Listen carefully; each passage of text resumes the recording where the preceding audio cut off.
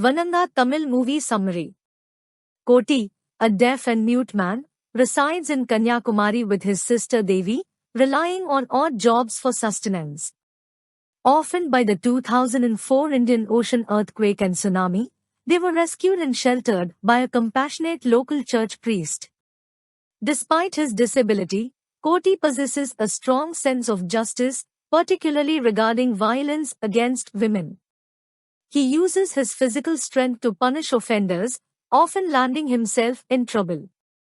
Tina, a local guide, has harbored a childhood crush on Koti, but he remains indifferent. Undeterred, Tina frequently teases Koti, who responds with physical aggression, yet she persists in her pursuit. Tina's parents disapprove of her feelings, but she disregards their concerns. Tina assists Koti in shutting down a wine shop near the church, and soon, Koti falls in love with Tina. With Tina and Devi's help, Koti secures a security guard and helper job at Meera Orphanage, run by Sarada Devi.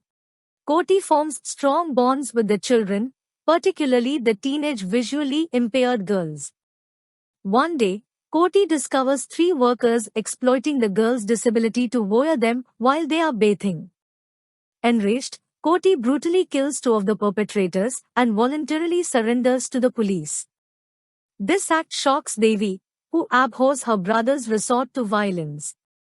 At the court, Koti declines to disclose the reason behind the murders, infuriating the judge, who orders his immediate imprisonment and a probe by Special Deputy Superintendent of Police Kathiravan. Kathiravan struggles to uncover the motive behind the murders and resorts to a narco-analysis test. However, even under sedation, Koti remains resolute and refuses to reveal the motive. The psychiatrist refuses to cooperate with Kathiravan, citing concerns that increasing the sedative dosage could prove fatal for Koti. Due to lack of evidence, the judge releases Koti on bail.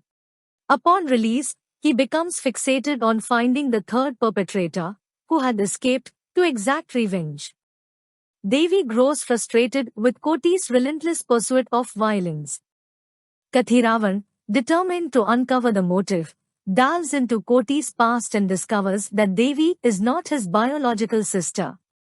He uses this information to manipulate Devi emotionally, hoping she can extract the truth from Koti. However, Koti remains tight-lipped, fearing that revealing the truth could compromise the modesty of the visually impaired girls at the orphanage. Koti eventually tracks down the 3rd perpetrator and kills him after castrating him. This crime sends shockwaves as the killer, who was out on bail for the previous 2 murders, struck again. As Kathiravan reviews the narco-analysis recordings, he discovers that the 3 victims killed by Koti had indeed misbehaved with the visually impaired girls.